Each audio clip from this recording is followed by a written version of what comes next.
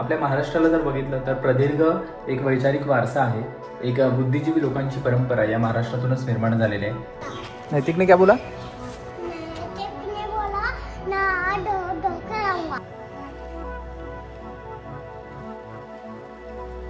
तर फायनली मित्रांनो आपण वाचनालयाच्या बिल्डिंगच्या बाहेर आलेलो आहोत.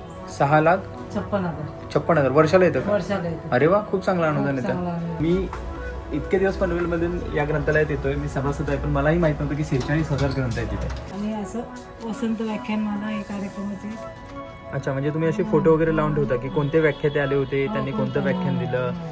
पनवेलचं हे मानवबिंदू असलेलं हे वाचनालय आहे. बरोबर आता या वर्षाला 77 वर्ष पूर्ण झाली नुकतीच बापरे, बरोबर. डिसेंबरमध्ये. बरोबर. 2 वर्षापूर्वी याचा अमृत महोत्सव. हिंगोलीने वाचनालयाची नवीन इमारत आपण जी बांधणार आहोत, त्या बांधकामासाठी आपण जर काही सहकार्य करू शकलात आर्थिक स्वरूपामध्ये तर ती तुम्ही जरूर करावी. गुड मॉर्निंग मित्रांनो, मी तुमचा मराठी कवी विशाल पवार स्वागत करतो एका नवीन व्हिडिओमध्ये. तर सगळे कसे आहात मंडळी? छानच असायला पाहिजे डेफिनेटली. तर आता मी निघालेलो आहे केगोली मे वाचनालय आणि ग्रंथालय. आपल्या महाराष्ट्राला जर बघितलं तर प्रदीर्घ एक वैचारिक वारसा आहे, एक बुद्धिजीवी लोकांची परंपरा या महाराष्ट्रातूनच निर्माण झालेली आहे. आणि अर्थात ही बुद्धिजीवी परंपरा कशातून निर्माण होते तर 100% वाचन आणि चिंतन मनन या गोष्टीने तुम्ही समृद्ध होऊ शकता. आणि ही वाचनाची चळवळ गेले अनेक दशकं ज्या पनवेलमध्ये चालू आहे, गेले अनेक वर्ष ज्या पनवेलमध्ये चालू आहे, ती चालू ठेवण्याचं काम एक ग्रंथालय करत आहे. आणि त्या ग्रंथालयाला खूप वर्षांचा काळ लोटलेला आहे. त्या ग्रंथालयाच्या माध्यमातून अनेक लोक विद्वान झालेले आहेत, वैचारिकदृष्ट्या समृद्ध झालेले आहेत. असा पनवेलचा एक साहित्यिक सांस्कृतिक वारसा आहे. त्या ग्रंथालयाला आपण खरं तर भेट द्यायला निघालेलो आहोत. आणि अर्थात आपण जाऊन तिथं पाहूयात की ते ग्रंथालय कसं आहे. अर्थात मीही त्या ग्रंथालयाचा सभासद आहे आणि तुम्ही जर इच्छुक असाल त्या ग्रंथालयाचे सभासद व्हायचे तर तुम्ही हा व्हिडिओ नक्की शेवटपर्यंत बघा. तुम्हाला नक्कीच डेफिनेटली याच्यातून भरपूर काही शिकता येईल.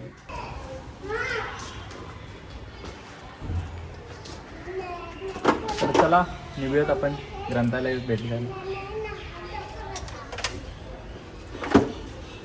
नैतिकने बोला ना धोखा लावूंगा. नैतिकने क्या बोला? नैतिकने बोला ना धोखा लावूंगा. नहा धोकर आएगा. हाँ ठीक है, तब तक राह देख उसकी. हाँ. नैतिकने बोला गार्डन में खेल.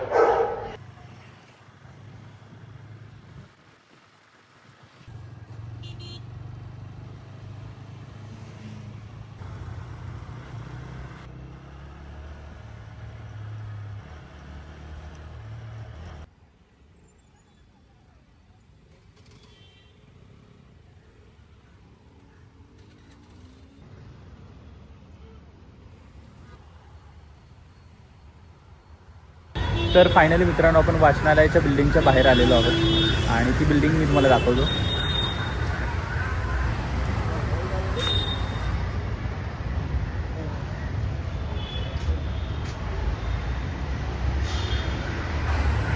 ॲक्च्युली झालं असं होतं की आमची जी वाचनालयाची बिल्डिंग होती जुनीवाली, तर त्या बिल्डिंगचं नूतनीकरण करण्याचं काम चालू असल्यामुळं तिथून आम्ही सगळं शिफ्टिंग इकडे लोकनेते दीपा पाटील साहेबांचा जो हॉल आहे, महात्मा ज्योतिबा फुले सभागृह पनवेल उरण आगरी समाज मंडळाचे, हे बघा.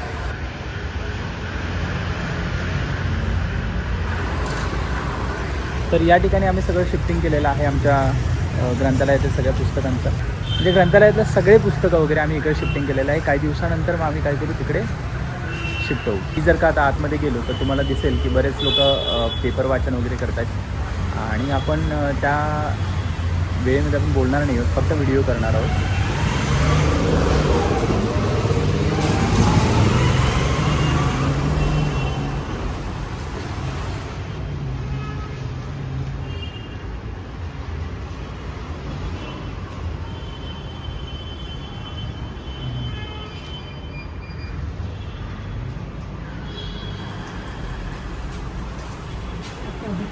Good morning madam. मस्त, तुम्ही कसे आहात? तर नमस्कार मित्रांनो, आता आपण पोहोचलेलो आहोत केगोली मे वाचनालय आणि ग्रंथालय पनवेलमधल्या ठिकाणी. आणि आपण यासाठीच जो ब्लॉग आपण बनवणार आहे आजचा, तो याच ग्रंथालयाच्या रिलेटेड असणार आहे. या ग्रंथालयामध्ये कोणकोणत्या प्रकारची पुस्तके अवेलेबल आहेत किंवा काय आहेत, आपण या सर्व गोष्टी आपण इथल्या कर्मचारी वर्गाशी विचारून घेऊ. आपल्यासोबत आहेत ग्रंथपाल निकिता मॅडम आणि संपदा जोशी मॅडम आणि काका, हे तिघंजणं तरी सध्या अवेलेबल आहेत. आपण त्यांच्याशी गप्पा मारूयात की काय काय प्रकारची पुस्तकं इथे अवेलेबल आहेत किंवा एकूणच ग्रंथालयाच्या अनुषंगाने जे काही प्रश्न असतील ते आपण त्यांना विचारूया. मित्रांनो, तुम्ही इथे बघू शकता प्रचंड सारी पुस्तकं अवेलेबल आहेत. दिवाळी अंक देखील आहेत, मी तुम्हाला दाखवतो. हे बघा, या वर्षीचे हे सगळे दिवाळी अंक आहेत. तुम्ही प्रत्येक वर्षी जरी इथे आलात तरी प्रत्येक वर्षी तुम्हाला अशा विविध दिवाळी अंकांची मेजवानी देखील, वैचारिक मेजवानी तुम्हाला इथे पाहता येतील, ज्याच्यामध्ये कथा, कविता, कादंबरी अशा विविध फॉर्मॅटमध्ये तुम्हाला या दिवाळी अंकामध्ये अनेक लेख वगैरे पाहायला मिळतील. तर अशा एकूणच या सगळ्या आपण पुस्तकांकडे पाहिल्यानंतर आपल्याला लक्षात येतं की पनवेलमधील एक वैचारिक आणि समृद्ध अशी असलेली ही लायब्ररी आहे किंवा ग्रंथालय आहे. तर आपण या ग्रंथालयाच्या ज्या ग्रंथपाल आहेत निकिता मॅडम, त्यांना विचारूयात की ग्रंथालयाबद्दल काय सांगाल मॅडम तुम्ही? ग्रंथालयाची स्थापना 1948 साली झालेली आहे. अच्छा, आज 76 वर्ष पूर्ण झालेले वाचनालयाला. 76 वर्ष. 77 आपण आत्ताच साजरा केलेला आहे. अच्छा, 77. 77 अच्छा, म्हणजे 76 पूर्ण झाले आणि 77 मध्ये पदार्पण करतोय. अच्छा, असं आहे. तुम्ही किती वर्षापासून इथं आहात? मी आता 2006 पासून इथे वाचनालय. 2006 पासून. अरे बापरे, म्हणजे 2006 ते 26 म्हणजे 20 एक वर्ष झाले तुम्हाला. भरपूर मोठा कालखंड आहे तुमचा. 2006 पासून वाचनालय आहे. अच्छा, आपल्या इकडे कोणकोणत्या प्रकारची पुस्तकं वगैरे कथा, तुम्हाला मिळू कादंबरी, शकतात? प्रवास वर्णन, वैदिक आरोग्य, अच्छा. अनुवादित कादंबऱ्या, अनुवादित कथा संग्रह आहेत, अच्छा. प्रवास वर्णन आहे. परत आपल्याला मुलांसाठी एमपीसी एमपीसीची छान छान पुस्तकं आहेत मुलांसाठी अच्छा. आलेली. तर आपण वाचकांच्या आवडीनुसार आपण पुस्तक खरेदी केली. अच्छा, वाचकांच्या आवडीनुसार पुस्तक खरेदी दरवर्षी केलेली. आपल्याला पुस्तक खरेदी ओके. केली आपल्याला. आणि आपल्या या ग्रंथालयाला काय अनुदान वगैरे मिळतं शासनाचं? हो, अनुदान मिळतं शासनाचं. शासनाचं अनुदान मिळतं. कशामार्फत, म्हणजे कोणत्या ग्रेडमध्ये आहे आपलं ग्रंथालय? आपलं वर्गामध्ये अवर्गामध्ये. तालुका मध्ये आपला अच्छा, त्याचा क्रायटेरिया काय? 6,56,000 14,000 असं आपलं अनुदान येते. 6,56,000 56,000 वर्षाला येतं का? वर्षाला येते. अरे वा, खूप चांगलं अनुदान खूप येतं. चांगलं अनुदान येते. म्हणजे काय क्रायटेरिया आहे का अवर्गामध्ये जाण्यासाठी वगैरे? हो, पुस्तकांची संख्या जास्त लागते. जास्त लागते. आपल्याकडे किती अवेलेबल आहे? आपल्याकडे आता 46,637 पुस्तक आहेत. 46,737. बापरे, 46,000. 46,000 सगळ्या प्रकारचे आपल्याकडे आहेत. आणि संदर्भ ग्रंथ पण आपल्याकडे 1527 पर्यंत आहेत. संदर्भ ग्रंथ पण आहेत? मराठी विश्वकोश, मराठी विश्वकोश पण आहेत? सगळेच, अच्छा, सगळे खंड आहेत त्याचे मराठी. तुम्ही दाखवू शकाल काय हो. कपाटामधून वगैरे? चला. तर मित्रांनो, बघाल तुम्ही 46,000 पुस्तक आहेत, म्हणजे नॉट अ जोक. मी इतके दिवस पनवेलमधून या ग्रंथालयात येतोय, मी सभासद आहे, पण मलाही माहित नव्हतं की 46,000 ग्रंथ आहेत तिथे. हे सगळे विश्वकोश वगैरे आहेत सध्या ते आपले. हां, ठेवलेले आहेत, जे वाचक आवडीने येतील त्यांना ते घेऊन जातील. बरोबर. आदिवासीचे अंतरंग आहे आपल्याकडे. अच्छा, हे कोणतं आहे? श्री महाभारताचे मराठी सुरस भाषांतर. आणि इकडे बघा, इकडे मित्रांनो तुम्ही बघू शकता हे बघा, हे आपले सगळे विश्वकोश. अनेक ग्रंथ आहेत. मराठी अच्छा, विश्वकोश अच्छा, 15 खंड मराठी आहेत आपले. विश्वकोश. अच्छा, हे मराठी विश्वकोश आहेत का? किती आहेत टोटल खंड? 15 खंड आहेत. 15 आपल्याकडे अवेलेबल आहेत. 15 खंड अवेलेबल आहेत आपल्याकडे. ओके. ज्ञानकोश आहेत आपल्याकडे. अच्छा, आणि जुन्यातले अजून कोणकोणती पुस्तकं आहेत, काय सांगू शकता? जुन्यातले आपल्याकडे आता आहे. म्हणजे संदर्भ ग्रंथ वगैरे. हो, महाराष्ट्रीय ज्ञानकोश आहेत. बघू दाखवा एखादा महाराष्ट्रीय ज्ञानकोश. महाराष्ट्रीय ज्ञानकोश. अच्छा, याचे किती खंड आहेत आपल्याकडे? ह्याचे पण 10 खंड आहेत आपल्याकडे. अच्छा, म्हणजे total- महाभारताचे आहेत. अच्छा, हा, इकडे महाभारताचे पण खंड आहेत. बरोबर. मुलांचा संस्कृती कोश आहे आपल्याकडे. ह्याचे पण खंड अवेलेबल आहेत आपल्याकडे. अच्छा, हे महादेव शास्त्री जोशींनी हा, हे केलेले आहेत, लिहिलेले संपादित केलेले आहेत. हो. वा. ते आता सगळं याचं पुस्तकांची ठेवण्याची जागा जरा अच्छा. मध्ये झालेली आहे. ज्ञानकोश आहेत. मराठी अभिनव मराठी ज्ञानकोश कोश देखील आहे. आहे. अच्छा. जागतिक शास्त्रज्ञ कोश आहेत आपल्याकडे. अच्छा, म्हणजे प्रचंड कोश आहेत कोश भरपूर. सगळेच आहेत. हे भारतीय संस्कृती कोश पण आहे. हे पण खंड हा आपल्याकडे. तिसरा खंड, हा पण महादेव शास्त्री जोशींनी संपादित केले होते. संपादित केलेले आहे.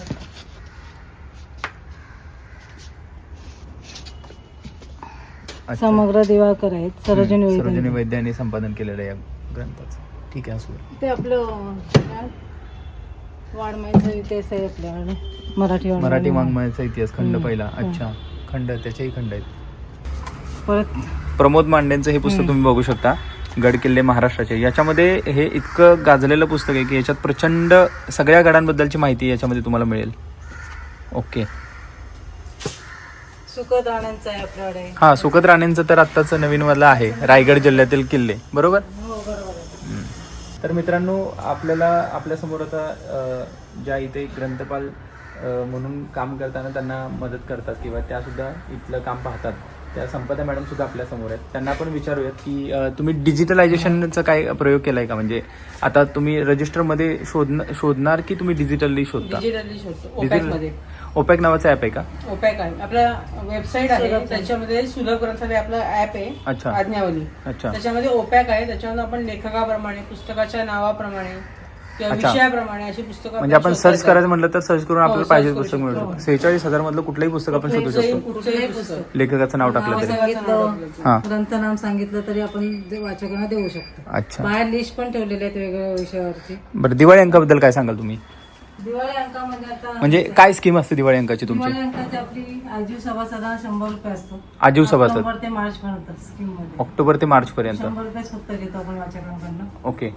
6 महिन्याचे, आणि बाकी वाचकांकडनं आपण 300 रुपये घेतो. 300 रुपये घेतो. 6 महिन्याचे, अच्छा. ऑक्टोबर ते मार्च. आणि जर आपण असा विचार केला आजीव सभासद म्हणून जर व्हायचं असेल एखाद्याला नवीन सभासद व्हायचं असेल तर तुम्ही काय त्याचा क्रायटेरिया आहे तुमचा? त्याचं कसं 3600 रुपये लाईफ टाईम आहे वर्गणी. हां. त्याच्यामध्ये 3000 आजीवन सभासद येतात, 500 रुपये अनामत, अच्छा. 100 रुपये प्रवेश फी असं असतं. अच्छा, म्हणजे त्यांना 3600 रुपये टोटल फी आहे लागत नाही त्यांना आयुष्यभर. आयुष्यभर वर्गणी अरे जोपर्यंत आहे ते तोपर्यंत. म्हणजे त्याच्यासाठी एक आपण आधार कार्ड घेतो. पनवेलकरांसाठी खूप सुंदर संधी आहे तुम्हाला की तुम्ही 3000 रुपये भरा, 3600 रुपये तुम्ही भरा आणि आयुष्यभर इथली पुस्तकं वाचा. 2 पुस्तकं तुम्ही 2 घेऊ शकता पुस्तकं एका वेळेस. मिळतात. 28 दिवस मुदत असते. अच्छा, म्हणजे 1 महिन्याची मुदत आहे. 1 महिन्याची मुदत असते. आणि त्या मुदतीच्या बाहेर जर समजा एखादा गेला तर काय त्याला 10 दंड रुपये वगैरे? विलंब शुल्क आहे. एका 10 रुपये पुस्तकाला विलंब 10 शुल्क. रुपये. 2 पुस्तकांना 20 रुपये असे आपण महिन्याने घेतो विलंब शुल्क. ओके. आणि तुम्ही साधारणतः किती दिवाळी अंक मागवता वर्षाला? आता वर्षाला आपले जवळजवळ 400 एक असतात प्रति. 400 दिवाळी अंक 400 मागवता? दिवाळी अंक असतात. बापरे, 400 दिवाळी अंक म्हणजे खजिनाच मागवताय तुम्ही. खजिनाच मागवतो आपण सगळं. आणि नंतर याचं हे पण केलं जातं ना? हो, विक्री आता सध्या आपण काय गेल्या वर्षीपासून हां.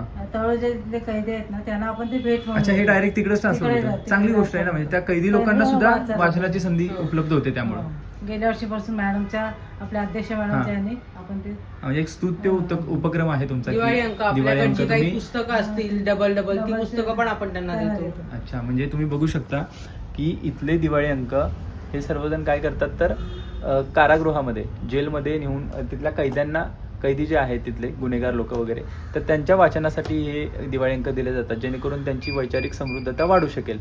तर हा खरंच खूप चांगला उपक्रम आहे तुम्ही जो करताय तो, त्याबद्दल तुमचं कौतुकच आहे. मित्रांनो, आता आजीव सभासदाबद्दल आपण ऐकलं की 3600 रुपयामध्ये तुम्ही वर्षभरामध्ये 2 पुस्तकं म्हणजे 2 पुस्तकं घेऊ शकता. असं आयुष्यभर तुम्ही घेऊ शकता एकदा 3600 रुपये भरले की. तर मासिकं पण. हा, मासिकं पण घेऊ शकता त्याच्यामार्फत. आता आपण नॉर्मल सभासद असतील की जे महिन्याला पैसे भरणार, त्यांची काय स्कीम आहे त्याबद्दल विचारूयात. साधारण सभासद आहे आपल्याकडे. हां. त्याच्यासाठी 500 रुपये डिपॉझिट असते अनामत अच्छा. त्यांची. हां. 100 रुपये प्रवेश फी आहे, 50 रुपये मंथली फी असते. अच्छा, 50 रुपये मंथली फी असते. 3 महिन्याची फी ऍडव्हान्स मध्ये आपण घेतो. ओके. त्याच्यासाठी आधार कार्ड लागतं, 2 फोटो लागतो अच्छा. आणि एक ओळख लागते सभासदांची, म्हणजे आपल्या येणाऱ्या इथे सभासदांची ओळख लागते. अच्छा. ओळख याच्यासाठी घेतो की आपली अगोदरची पुस्तकं खूप बाहेर राहिलेली आहेत. ओके. त्याच्यामुळे ओळखीच्या माणसाचा फॉलोअप घेऊन ती आपण पुस्तकं घेऊ शकतो. आता तुम्ही 20 वर्ष इथं आहात, तर 20 वर्षामध्ये तुम्ही म्हणजे या कार्यकारिणी सदस्यांमधले अध्यक्ष किती बदलले तुमच्या माझ्या कार्यकारिणीत? कारकीर्दीत पहिले हे होते शेख सर होते मी आल्यापासून. अच्छा. हां. शेख सर नंतर आपले अनंत सिंगासने, नंतर आपल्या मॅडम. अच्छा. आता ऍडव्होकेट सुनीता जोशी मॅडम आहेत. ॲडव्होकेट काय सांगाल मॅडम बद्दल? काय मॅडमबद्दल मॅडमचा बापरे, सहभाग कसा आहे? मॅडमबद्दल बोलायचं म्हणजे खूपच कमी मला शब्द आहेत मॅडम बद्दल हां. बोलायचं. मॅडमनी इथे आल्यापासून खूप सहकार्य केले. वाचनालयाची प्रगती त्यांच्यामुळे. आता हे आपण स्मरणिका वगैरे काढली हां, बरोबर. मॅडमच्याच कृपेने काढली. अच्छा. मॅडमने एवढी मेहनत घेतली त्याच्यासाठी की सगळ्यांचे लेख मागवून सगळ्यांचं हे करून त्याने आपण 75वाच केला ना. 75 मोठा साजरा केला. मॅडम स्वतःच एक उत्तम एक साहित्यिक आहे, उत्तम त्यामुळे साहित्यिक आहे, त्याचा त्यामुळे फायदा आपल्याला खूप होतोय की खूप अशा काही स्मरणिका वगैरे निघू शकतात खूप त्याच्या फायदा होतो माध्यमातून. त्यांचा. आणि त्यांची वाचनालयाला पण खूप मदत होते. मदत आम्हाला होते. पण कर्मचाऱ्यांना सगळ्यांना सहकार्याने घेतात ते, असं हे नाही. अच्छा. सगळ्यांना मिळून मिसळून आपलं काम करू. त्यांच्यामुळेच आम्ही आहोत असं आम्ही म्हणतो अच्छा, आता सध्या तुम्ही किती स्टाफ आहे टोटल? आता आम्ही 4 जण आहोत. 4 जण आहोत. संपदा जोशी ग्रंथपाली आहे. सहाय्यक ग्रंथपाल. ओके, हा. सॉरी. आणि लिपिक पदावर हर्षिता तुरकर. ती सेवक, हा. हर्षिता तुरकर. तुरकर त्या लिपिक पदावरती लिपिक आहे. पदावर. आणि काका काका आपले सेवक म्हणून आहेत. सेवक म्हणून आहेत. म्हणजे असे संजय देवटे. आम्ही 4 कर्मचारी इथे आहोत. अच्छा, त्यांचं नाव संजय देवटे संजय काकांचं. ओके, तर असे टोटल 4 कर्मचारी आहेत. अच्छा, आणि तुमची कार्यकारिणी सदस्यांची टीम किती आहे? 11 जणांची टीम. 11 जणांची टीम आहे. ओके. आणि आपल्या अध्यक्ष मॅडम. अच्छा, मेन अध्यक्ष ॲडव्होकेट सुनीता जोशी मॅडम आहेत. ओके. तर एकंदरीत या ग्रंथालयाची वाटचाल 78 वर्ष पूर्ण झालेत आणि आता आपण 78 मध्ये पदार्पण करतोय. तर ही अव्याहतपणे चालू असणारी एक वैचारिक समृद्ध चळवळ आहे की जे ग्रंथालयाच्या माध्यमातून पनवेलमधल्या इतर लोकांच्या घरापर्यंत पोहोचलेले आहे. इथून अनेक पुस्तकं सभासद लोक वाचायला घेऊन जातात आणि परत जमा करतात. तर विचारूया आपण, किती सभासद आहेत टोटल तुमचे? आपले आता 2020 2020 सभासद आहेत. 2020 सभासद आहेत. अच्छा, राजीव आणि साधारण दोन्ही पकडून. असे दोन्ही पकडून. दोन्ही पकडून आहेत आपले. बरं, तुम्ही काय याच्या व्यतिरिक्त अनेक उपक्रम वगैरे करता? कार्यक्रम कारण मी वगैरे असं ऐकलंय की केगोली मे वाचनालय आणि कोकण मराठी साहित्य परिषद याच्या संयुक्त विद्यमानाने देखील तुम्ही बरेच कार्यक्रम घेता. भरपूर आपले कार्यक्रम झालेले आहेत. काव्य वाचन असेल किंवा तुम्ही कुठले कुठले घेता? आता आपल्याला वसंत व्याख्यानमाला असते. वसंत व्याख्यानमाला असते. वसंत व्याख्यानमाला असते 3 दिवस. कधी असते ती? एप्रिलमध्ये. एप्रिलमध्ये. म्हणजे या वर्षी देखील वसंत व्याख्यानमाला आम्हाला ऐकायला मिळेल. हो. ओके. तुमच्या इथे लिस्ट दाखवली होती मग, अशी दाखवता का ती? म्हणजे कार्यक्रमांची लिस्ट कशी कशी असते ती? हे बघा, ही इथे- अच्छा, ही इकडे आहे का? हं. अच्छा, म्हणजे हे सगळे कार्यक्रम म्हणजे हो. टोटल 13 कार्यक्रम तुम्ही घेताय. घेते. त्याच्या आणि व्यतिरिक्त याच्यात त्याच्या व्यतिरिक्त शासनाचे परिपत्रक आले आपल्याला मराठी पंधरवडा करा तर 15 दिवसाचे ते कार्यक्रम आपण करतो. तर मॅडम, आता हे सगळे कार्यक्रम वगैरे तुम्ही घेता, तर त्याची काही नोंद रजिस्टर वगैरे केलं जातं हो, कशामध्ये वगैरे? आपल्याकडे म्हणजे सांस्कृतिक- कुणीही मागितला अहवाल वगैरे त्या वर्षभराचा तो तुम्ही दाखवू हो, शकता दाखवू का? शकतो. आहे तुमच्याकडे हो, अवेलेबल? आहे. काय आहे? आपला वार्षिक अहवाल आहे. अच्छा, तो दाखवा पण मला. आपण तयार करतो. वार्षिक अहवाल आतमध्ये आहे ना, तो बघा. अच्छा, ठीक आहे. ही कोणती वही आहे? ही आपली सांस्कृतिक कार्यक्रम नोंद रजिस्टर. अच्छा, म्हणजे आपले जे- सांस्कृतिक कार्यक्रम जे तुम्ही घेता त्याची हो, नोंद वही आहे. हो. बघू, दाखवा त्याच्यामध्ये काय काय. हे आपले सगळे कार्यक्रम वर्षभराचे जे होतात त्याची लिस्ट केली जाते. ओके. हे सगळं आपलं शासनाच्या याच्याप्रमाणे करून काय काय कार्यक्रम घेतात आणि कोकण मराठी साहित्य परिषद याच्या सहकार्याने एवढे घेतलेले मध्ये आपण काय काय अच्छा, ओके. ते घेतलेलं आहे. आणि असं वसंत व्याख्यानमाला हे कार्यक्रमाचे.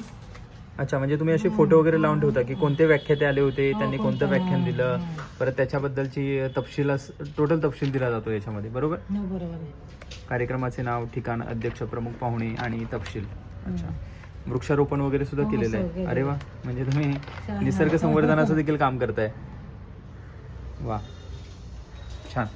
आणि अभिप्राय आपल्या संस्थेला बऱ्याच लोकांनी दिलेले बऱ्याच आहेत, लोकांनी. तर त्याबद्दल काय सांगू शकाल किंवा कुठे आहे ते दाखवताल थोडे? हो, चालतं. कधी माडगोळकर, मधु मंगेशकर, म्हणजे त्यांच्या हस्तलिखित अभिप्राय देखील आहेत आपल्याकडे. अरे वा, धनंजय किरचा आहे. गुळकरांचा अभिप्राय आहे. नयना आचार्य. ओके, सॉरी, गोणी दांडेकरांचा आहे पण आहे का? हो, गोणी दांडेकरांचं. अच्छा, आहे बघा, गोपाल निळकंठ दांडेकर, गोणी दांडेकरांनी देखील इथे अभिप्राय दिलेला आहे. विदा करंदीकर. विंदा करंदीकर, हे आपले प्रल्हाद केशव प्रके अत्रे, त्यांनी देखील ह्या ग्रंथालयाला अभिप्राय दिलेला आहे. म्हणजे ते आले होते का त्यावेळेला हो, पनवेलमध्ये? मधु मंगेशकरांनी त्यांच्या हस्तेच आपलं ते भूमिपूजन झाले. अच्छा, म्हणजे या ग्रंथालयात तिकडे जी आपली जुनी बिल्डिंग होती त्या ग्रंथालयात भूमिपूजन मधु मंगेश कर्णिकांच्या हस्ते. अरे वा, हे कोण आहेत? मधु मंगेश कर्णिकांचा अभिप्राय. अरे वा, ते मॅडम अप्रतिम. दुसरी काढ लक्ष्मी शास्त्री जोशी. अशा लक्ष्मण शास्त्री जोशींचा पण अभिप्राय आहे. खूप बाप रे, जुन्या लोकांनी आपल्या इथे भेटी दिलेली. हे पुरामध्ये सगळं भिजल्यामुळे ते असे झालेले आहेत. अच्छा. कोणाचे ही वही कोणती आहे की वसंत व्याख्यानमालेला जी लोक आलेले नाही आहेत नाही, किंवा सगळ्या कार्यक्रम. अच्छा, कोणत्याही कार्यक्रमाला जी लोक येतात त्यांचा तुम्ही अभिप्राय पण घेता? अभिप्राय होय, अच्छा, अभिप्राय नोंद वही म्हणून पण आहे. तुम्ही आतमध्ये बघू शकता. ही तर प्रचंड पुस्तकं तर आहेतच, परंतु इकडे जर तुम्ही आलात तर या साईडला सुद्धा भरपूर सारी प्रचंड पुस्तकं आहेत. सध्या काय झालं आहे की आपली लायब्ररी एका दुसऱ्या ठिकाणी आपण शिफ्ट केलेलं आहे काही कारणास्तव, कारण आपली तिकडे नवीन बिल्डिंग बनवायचं काम चालू असल्यामुळे आपण ती लायब्ररी इकडे शिफ्ट केलेली आहे. सो त्यामुळे थोडीशी इथे जागा छोटी आहे आणि त्यात सगळ्याला आपल्याला समाविष्ट करावं लागलेलं आहे. पण नवीन बिल्डिंगमध्ये गेल्यानंतर आपण हे सगळं सुव्यवस्थेमध्ये ठेवून आपण तिथे आपली लायब्ररी पुन्हा निश्चितपणे स्थापन करणार आहोत. अभ्यासिका पण आहे, बरोबर? हो, तर अभ्यासिकाबद्दल काय सांगाल तुम्ही? आपण फेब्रुवारीमध्ये अभ्यासिका चालू केलेली खाली. अच्छा, सकाळी 8:30 ते रात्री 8 पर्यंत आपलं वाचनालय चालू असतं. बर. या वेळात मुलं येऊन अभ्यास करतात. ओके. अभ्यासासाठी महिन्याची वर्गणी घेऊन मुलांना अभ्यासासाठी जागा अच्छा, म्हणजे देतो. 500 रुपये वर्गणी घेऊन तुम्ही महिन्याची त्या मुलांना, मुलांना अभ्यासाची सुविधा केली जाते. ते वाचत बसतात, अभ्यास हो. करत बसतात. ठीक आहे. म्हणजे पहिल्या ठिकाणी आपल्याला तिथे पहिल्या वाचायला ठिकाणी खूप रिस्पॉन्स मिळत आहे. रिस्पॉन्स इथे पण मिळतो. आहे आपल्याला. आता फक्त 10 जागेअभावी थोडंफार. जागा हवी आपल्याला तर कमी आहेत. ओके, ठीक आहे. बघू शकताय बघा, हूल नावाची कादंबरी आहे भालचंद्र नेमाडेंची. आवडत्या गोष्टी, आधुनिक शेअर मार्केट. तुम्हाला सगळ्या प्रकारची पुस्तकं या लायब्ररीमध्ये बघायला मिळतील. 46,000 पुस्तकं म्हणजे काय हा कमी आकडा नाही आहे. या पुस्तकांच्या बाबतीमध्ये तुम्ही अनेक पुस्तकं या ग्रंथालयामध्ये बघू शकता. 46,000 पुस्तके अवेलेबल आहेत.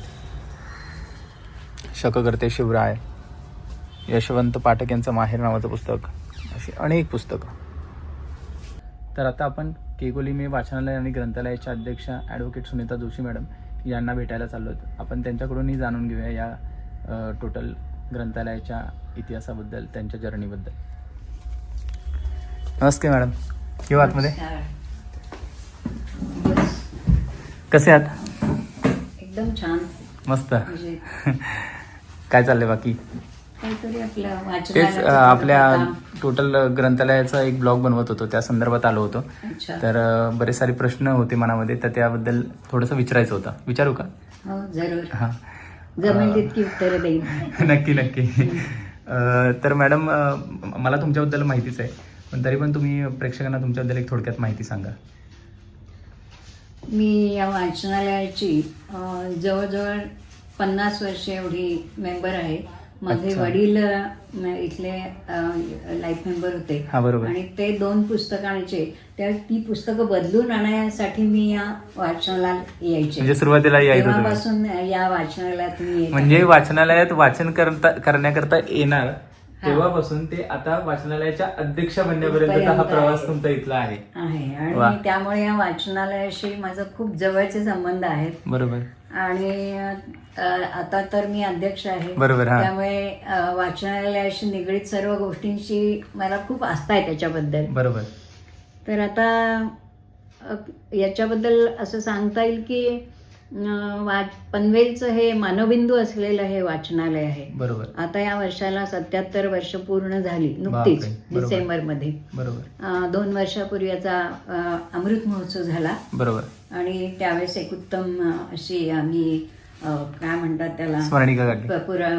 स्मरणिका काढलेली होती. बरोबर. आणि श्रीपाल सबनीस हे मराठी साहित्य माजी अध्यक्ष, संमेलन, अखिल भारतीय माजी साहित्य अध्यक्ष संमेलनाचे. त्यावेळेस आले होते. बरोबर. आणि खूप सुंदर असा हा कार्यक्रम झाला.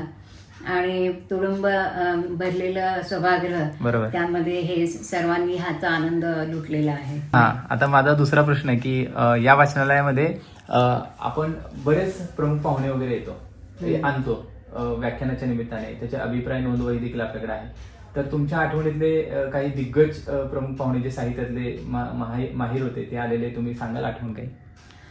माझ्या आठवणीतले असं म्हणता येणार नाही, पण अनेक यातले त्यांचे काय म्हणतात आपण अभिप्राय मी अच्छा. ते वाचलेले आहेत. बरोबर. ओके. पण तुम्ही नोकरी करत असल्यामुळे मला काही तेवढं प्रत्येक कार्यक्रमांना येता आलं नाही त्यावेळेला. त्यावेळी.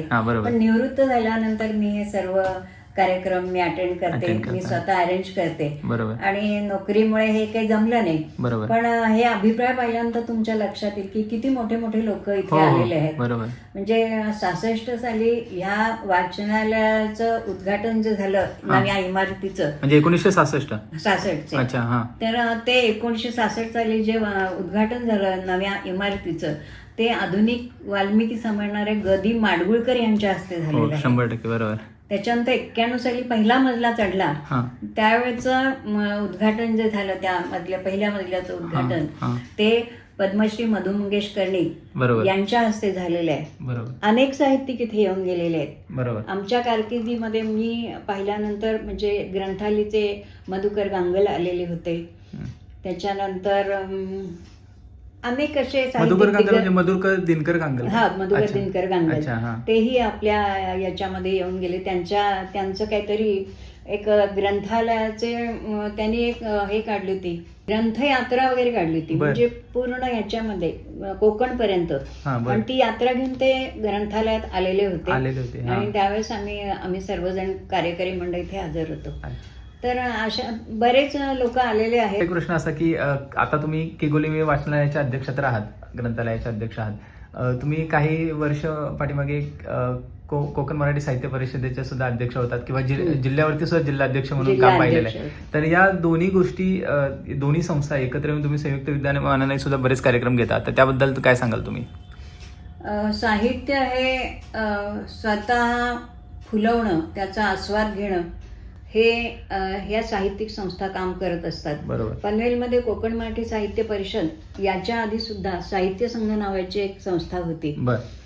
त्यामध्ये मी नव्हते, परंतु कोकण मराठी साहित्य परिषदेची मी सभासद झाले आणि सभासद होताना नंतर मग जिल्ह्याची अध्यक्ष पण झाले. जिल्हाध्यक्ष रायगड जिल्हा अध्यक्ष मी झालेले होते.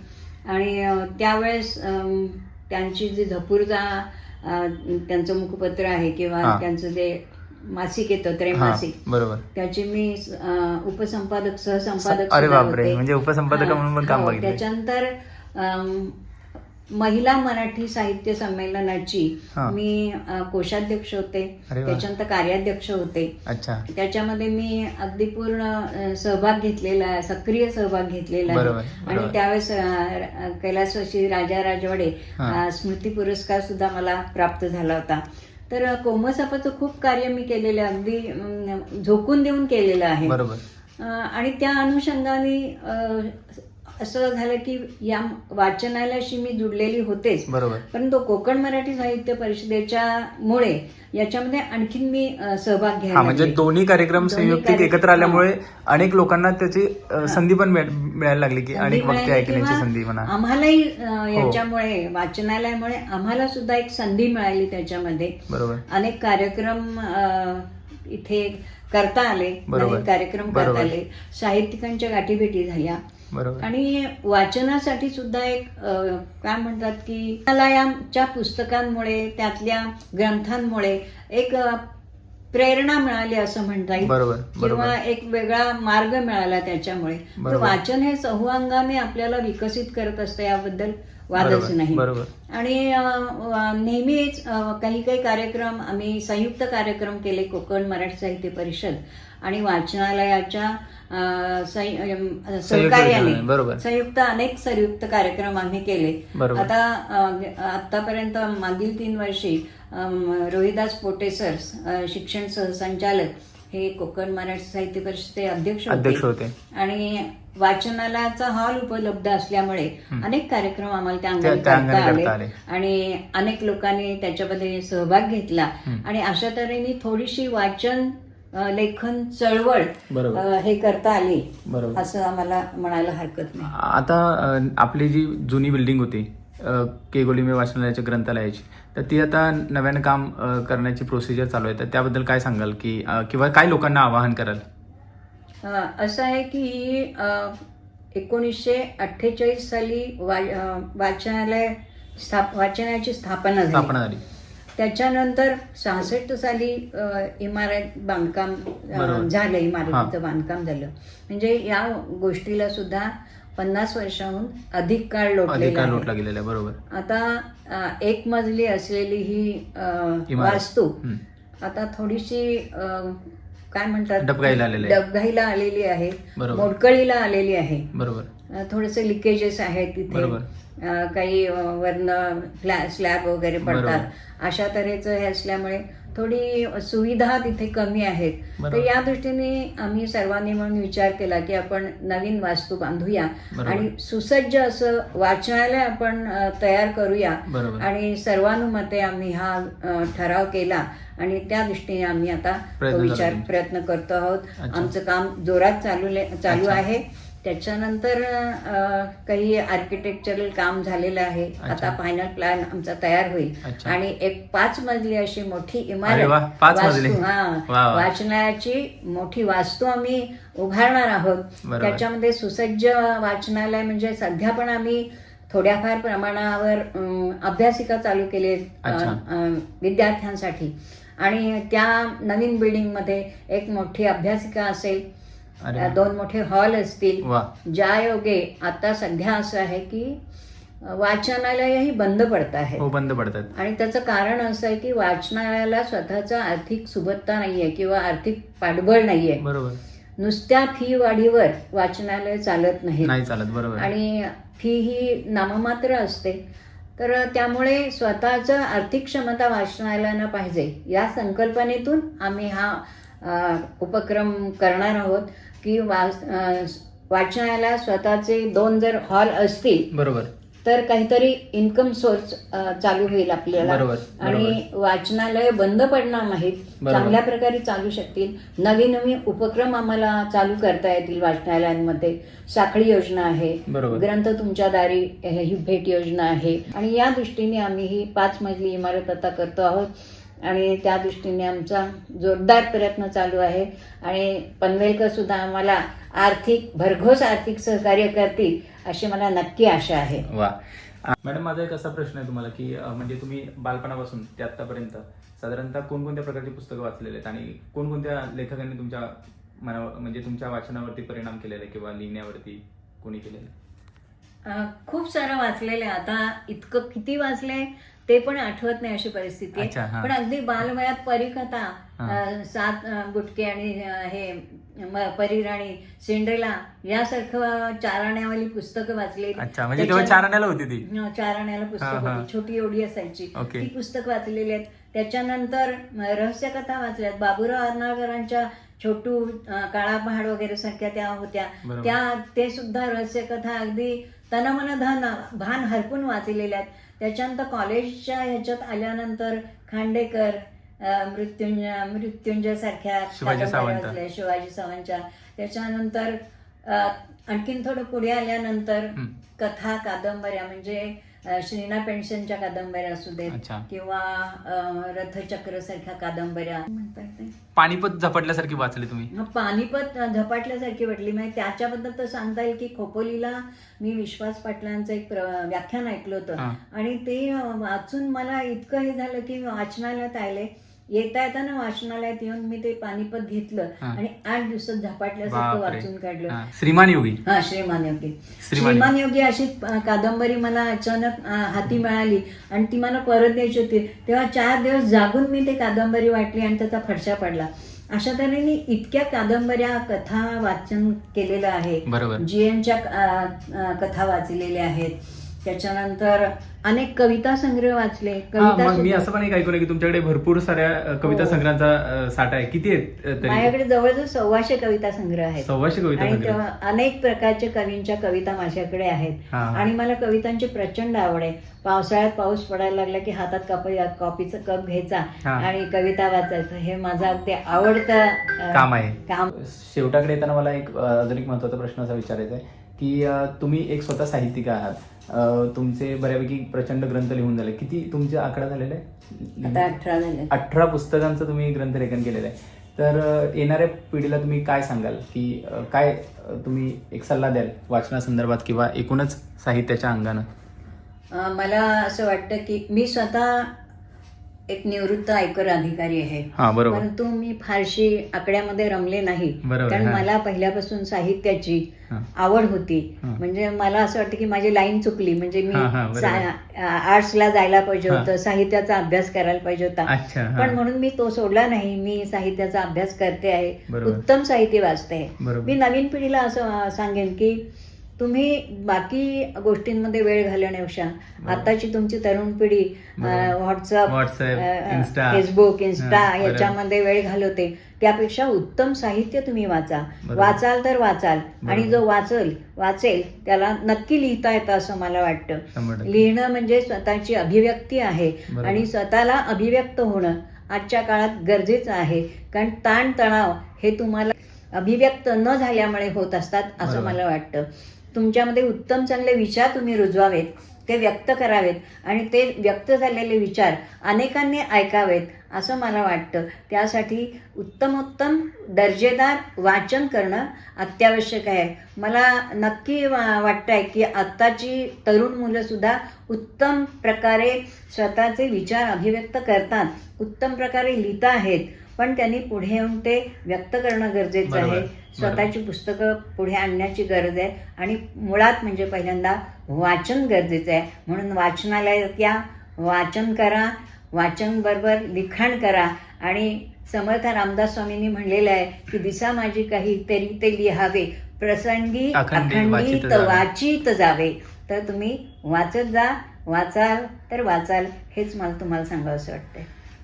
तर आता मॅडमने आपल्याला एक खूप सकारात्मक संदेश दिलेला आहे की प्रचंड वाचायला पाहिजे आणि वाचनाशिवाय गत्यंतर नाही आहे. तुमचा जर वैचारिक मेंदू जर समृद्ध करायचा असेल तर तुम्हाला वाचनाशिवाय दुसरा पर्याय नाही आहे. तर आज आपल्या या ब्लॉगमध्ये मॅडमने आपल्याला छान प्रतिसाद दिला आणि त्याच्या माध्यमातून आपण हे पूर्ण ग्रंथालय कशा पद्धतीनं काम करतं आणि पनवेलकरांच्या दृष्टीने एक सांस्कृतिक वारसा, साहित्यिक वारसा या ग्रंथालयाच्या माध्यमातून जपला जातो, तो आपण पाहिला.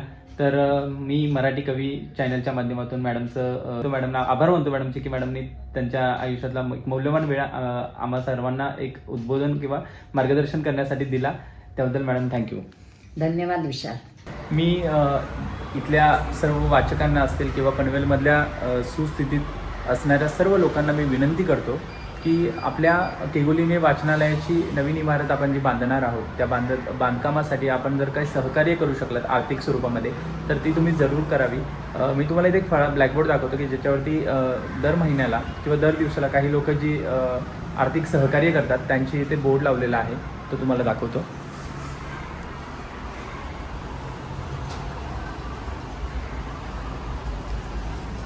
आणि जर तुम्ही 10,000च्या वरती जर का देणगी देणार असाल तर त्या 10,000 आणि 10,000च्या वरती देणगी देणाऱ्यांची नावं नवीन बिल्डिंगच्या फलकावरती लावली जाणार आहेत कायमस्वरूपीसाठी. तर तुम्ही निश्चित स्वरूपात आपल्या ग्रंथालयाला देणगी देऊ शकता. आणि एका सुसज्ज पनवेल शहरामध्ये एक सांस्कृतिक ओळख असणारं हे जे ग्रंथालय आहे, गेली 77 वर्ष अखंडपणे अव्याहत चालू आहे त्या ग्रंथालयाचं काम. या ग्रंथालयाला तुम्ही नक्की देणगीदार म्हणून मदत करा. तर आता आपण हा ब्लॉग इथेच थांबूयात, भेटूयात पुढच्या नवीन व्हिडिओमध्ये. माझ्या चॅनलला जरूर सबस्क्राईब करा आणि असेच नवीन व्हिडिओ पाहत राहा. धन्यवाद.